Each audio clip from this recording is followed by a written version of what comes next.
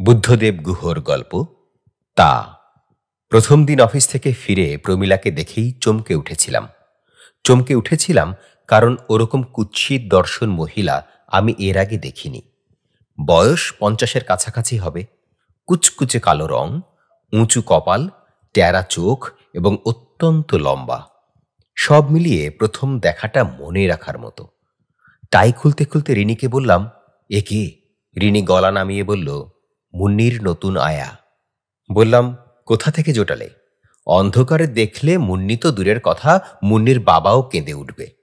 রিনি হাসল, বলল, তুমি ভীষণ অসভ্য, কারো চেহারা নিয়ে ওরকম করে বলতে হয়? আমি বললাম, সকলেই অর্পণা সেনের মতো মিষ্টি দেখতে হয় না, তাহলেও এতখানি খারাপ হওয়াটাও বাড়াবাড়ি। রিনি বলল, বাড়ির বাবুদের ছুকছুকে বাতিক থাকলে দেখে দেখে এই রকম আয়াই রাখা উচিত। আমি কপট রাগের সুরে বললাম, এই কি হচ্ছে? রিনি তারপর সিরিয়াসলি বলল, অনেক কষ্ট করে জোগাড় করতে হয়েছে ওকে। চেহারা খারাপ হলে কি হবে, এফিশিয়েন্ট। বেচারার কোনো ছেলেপুলে নেই, তার উপরে বাল বিধবা। আমি বললাম, আহা, সেটা প্রথম দিনের কথা।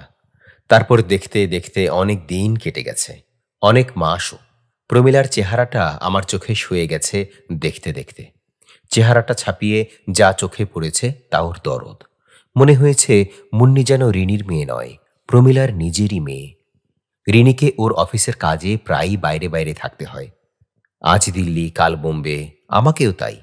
সে কারণে একজন ভালো আয়া আমাদের বিলাসিতা ছিল না, ছিল নিতান্তই প্রয়োজন। মনে আছে একবার রিনি দিল্লি ছিল বেশ কয়েকদিনের জন্য, আমি কলকাতাতেই ছিলাম। সেই কদিন আমার চোখের সামনে প্রমীলা যেভাবে মুন্নিকে বুকে করে রইল তা বলার নয়। মুন্নিটা যত বড় হচ্ছে ততই দুষ্টু হচ্ছে, আধো আধো কথা বলতে শিখেছে। সবসময় দুটি ফেস টাওয়েল মুখের কাছে ধরে রাখা চাই, আর তা দিয়ে অনবরত নাক ঘষা চাই। টেডি বিয়ার, জাপানি পুতুল, ফুরির চকলেট কিছু দিয়েই তাকে রাখা যায় না যদি না তা তার সঙ্গে থাকে। প্রমীলার নতুন নামকরণ হয়েছে আমাদের বাড়িতে, নামকরণ করেছে মুন্নি।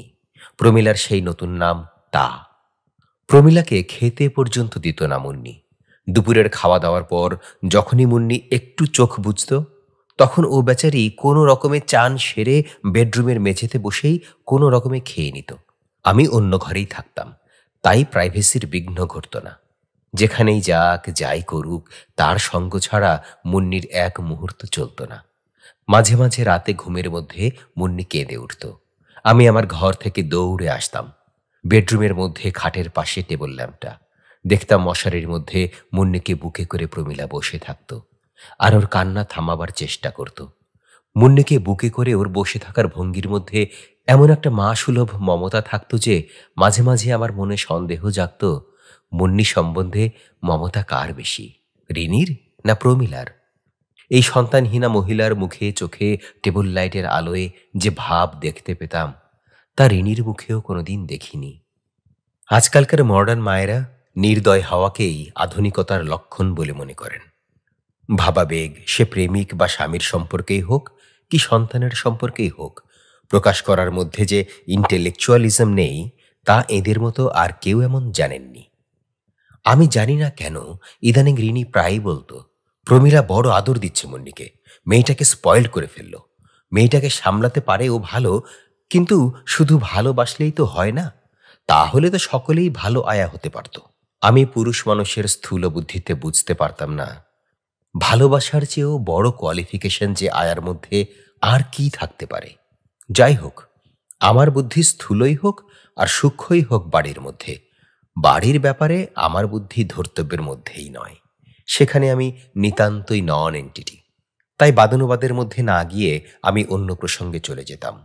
কিন্তু আমার মন কেবলই বলতো, এই সন্তানহীনা মহিলার প্রতি রিনি ভালো ব্যবহার করছে না। কারণ কেন জানি না, আমার মনে হতো প্রমীলাকে আর যে গঞ্জনায় দেয়া হোক তা শেষ হইতে পারে। মুন্নির অযত্ন হচ্ছে, মুন্নিকে ঠিক মতো দেখাশোনা হচ্ছে না, এই অপবাদ তার পক্ষে অসহ্য ছিল। কিছুদিন বাদে রিনি কয়েকদিনের জন্য জামশেদপুরে গেল। জামশেদপুর যাওয়ার আগেই মুন্নির জ্বর এসেছিল। জ্বর প্রায় 3 পর্যন্ত উঠেছিল, কিন্তু ওষুধ পড়াতে জ্বর আবার কমে যায়। ডাক্তারের অভয়বাণী পেয়ে মুন্নিকে রেখেই রিনি জামশেদপুর চলে গেল। ওর নাকি না গেলেই নয়। আমার মন ভালো লাগছিল না। কেবলই মনে হচ্ছিল কিছু একটা গোলমাল হবে। রিনি যেদিন বিকেলের ট্রেনে গেল, সেদিনই রাতে মেয়ের ধুম জ্বর এলো। মুখ চোখের অবস্থা খুব খারাপ হয়ে গেল। তাড়াতাড়ি ডাক্তারবাবুকে খবর দিলাম। তিনি এসে ওষুধপত্র দিয়ে গেলেন। কিন্তু সারা রাত মুন্নি যন্ত্রণায় চিৎকার করল। সে রাতে আমার ঘর থেকে কম করে 5 বার আমি উঠে এলাম। কিন্তু আমার মতো অপদার্থ বাবারা শুধু টাকা রোজগার করতে জানে। ছেলে মেয়েদের বুকের সব ভালোবাসা উজাড় করে ভালোবাসতে জানে, কিন্তু তাদের শারীরিক কষ্ট লাঘব করার কোনো উপায়ই জানে না তারা। মুন্নির বয়স এখন 2 বছরও হয়নি। আধো আধো কথা বলে, কিন্তু কোথায় ব্যথা কিসের কষ্ট তা বুঝিয়ে বলতে পারে না।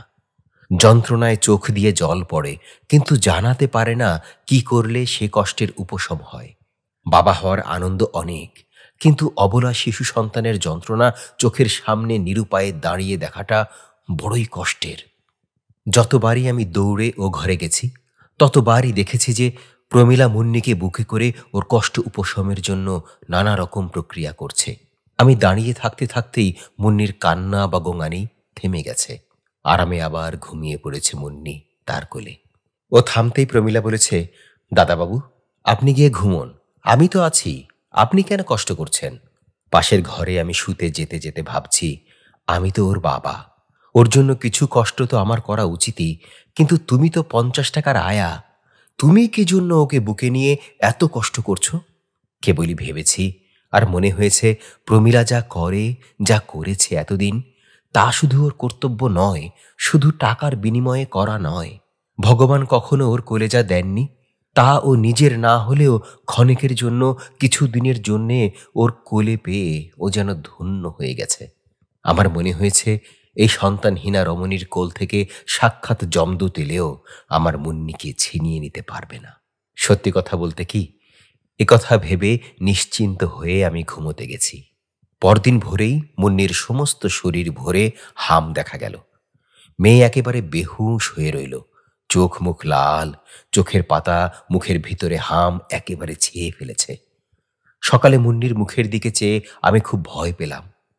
ডাক্তারবাবু বলেছিলেন ভয়ের কিছু নেই, হাম বেরোলেই সব ঠিক হয়ে যাবে। তবুও ভয় পেলাম। তারপর প্রমীলার মুখের দিকে চাইতেই দেখি আমার মেয়ের ক্লিষ্ট মুখের ছায়া তার মুখে। প্রমীলা মুন্নির চেয়ে বেশি বই কম কষ্ট পাচ্ছে না।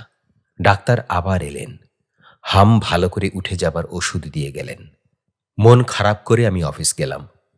অফিস থেকে বার 3 ফোন করে খবর নিলাম। শুনলাম হাম উঠেছে। প্রমীলাই ফোন ধরল, কাঁদো কাঁদো গলায় বলল, মুন্নি বড় কষ্ট পাচ্ছে দাদাবাবু। অফিস থেকে ফিরে আমি মুন্নির অবস্থা দেখে ওর কাছে আর দাঁড়াতে পারলাম না। পাশের ঘরে এসে ডাক্তারবাবুকে ফোন করলাম। তিনি বললেন, কোনো চিন্তা করবেন না, যেমন যেমন বলেছি ওষুধ খাইয়ে যান, এরকম হয়, অসুখ মানেই তো সুখের অভাব। আমি একটা গল্পের বই নিয়ে তাতে নিজেকে ভুলিয়ে রাখার চেষ্টা করতে লাগলাম। সে রাতেও সারা রাত প্রমীলা ঘুমোল না। সারা রাত প্রায় ঠায় বসে কাটালো। পরদিন ও পরের রাতেও ওরকম করেই কাটল। তার পরদিন ভোরবেলা, বহুদিন পরে মুন্নির কথা শুনলাম। মুন্নি তার মার নাম ধরে ডাকল না, তার বাবার নাম ধরে ডাকল না। ঘরের পরে জ্ঞান এলে মুন্নি প্রথম কথা বলল, তা। তারপর বারবার ডাকল, তা, তা, তা, তা। আমি দৌড়ে বেডরুমে গেলাম। প্রমীলা মাথার দিকে জানালার পর্দা সরিয়ে দিয়েছিল।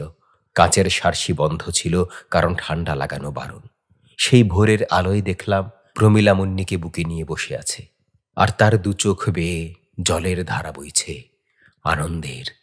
আর মুন্নি তার ছোট ছোট হাত দুটিতে প্রমীলার কুশ্রী মুখখানি ধরে সমানে ডেকে চলেছে, তা, তা, তা। এই দৃশ্য দেখে আমার বুকের মধ্যে কোথায় না জানি কি হয়ে গেল। কোন তারের সঙ্গে কোন অদৃশ্য তারের যোগাযোগ ঘটে গেল। প্রমীলার কাছে নিজেকে বড় ছোট লাগলো। মনে হলো, কই, মুন্নির ডাকে আমার চোখে তো এমন করে জল এলো না। নাকি আমি পুরুষ মানুষ বলে, নাকি আমি 2 পাতা ইংরেজি পড়েছি বলে। সেদিন সকালের পরই দেখতে দেখতে মুন্নি ভালো হয়ে উঠতে লাগলো। আমি অফিসে গিয়েই কাজে বেরিয়েছিলাম সেদিন। ফিরে জানলাম যে রিনি কলকাতা থেকে ফিরে ফোন করেছিল আমায়। অফিসে ফিরতে ফিরতেই বেলা হয়েছিল বলে এবং তাড়াতাড়ি ফিরব বলে আমি আর রিং ব্যাক করলাম না। অফিস থেকে ফেরার পথে গাড়িটা ট্রাফিক লাইটে দাঁড়িয়েছিল। আমি অন্যমনস্ক হয়ে গিয়েছিলাম। মনটা খুব খুশি ছিল আমার। মুন্নিটা ভালো হয়ে উঠেছে, রিনি ফিরে এসেছে। একথা ভেবেও ভালো লাগছিল যে প্রমীলা আজ 3 রাত পরে ঘুমোতে পারবে। বেচারি গত 3 দিন 3 রাত একটুও ঘুমোয়নি। অন্য প্রাণীও কেউ ছিল না যে ওকে একটু রিলিভ করে। বেল টিপতে ঠাকুর দরজা খুলল। বসবার ঘরে ঢুকতেই মুন্নির গলা শুনতে পেলাম বেডরুম থেকে। মুন্নি ডাকছে, তা তা ও তা। আধো আধো গলায় করুণ স্বরে ডাকছে মুন্নি, তা তা তা। এমন সময় রিনির গলা শুনলাম, রাগ রাগ গলা।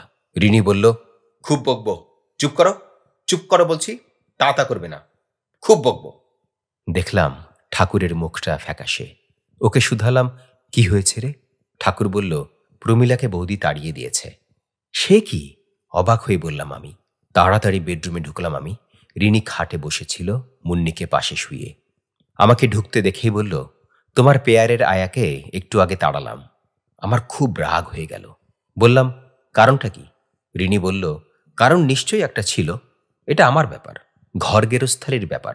সপ্তাহে তোমাকে কৈফিয়ত দিতে পারবো না। তারপর একটু পরে নিজেই বলল, আমার মুখে মুখে কথা বলেছিল, অনেকদিন থেকেই বলছিল। তার উপর মুন্নির স্বভাব একেবারে নষ্ট করতে বসেছিল। আমি বললাম, প্রমীলা 3 রাত 3 দিন এক ফোঁটা বিশ্রাম পায়নি, ঘুমোয়নি একটুও। কাজটা কি তুমি ভালো করলে? ওকে কি ফিরিয়ে আনা যায় না? রিনি চড়া গলায় বলল, ওকে ফিরিয়ে আনলে আমি বাড়ি ছেড়ে চলে যাব। আমি কোনো কথা বললাম না, নিজের ঘরে চলে গেলাম। সে রাতে আমি খাইনি, রিনির সঙ্গে 3 দিন কথা বলিনি, কিন্তু তাতে কারো কিছু ক্ষতিবৃদ্ধি হয়নি। প্রমীলার নতুন জায়গায় নতুন আয়া এসেছে, নেপালি। তার নাম কাঞ্চি। বয়সে প্রমীলার চেয়ে ছোট, দেখতেও প্রমীলার চেয়ে ভালো। মুন্নির সব কাজ এখন সেই করে। সকাল বিকেল বেড়াতে নিয়ে যায়। নিনি বাবা নিনি, মাখন রুটি চিনি বলে মুন্নিকে ঘুমও পাড়ায়। মুন্নি প্রথম কদিন মাঝে মাঝে তা তা করে ডেকে উঠত। ইদানিং একবারও ডাকে না। মাঝে মাঝে ভাবি, মেয়েটাও কি তার মায়ের মতোই অকৃতজ্ঞ?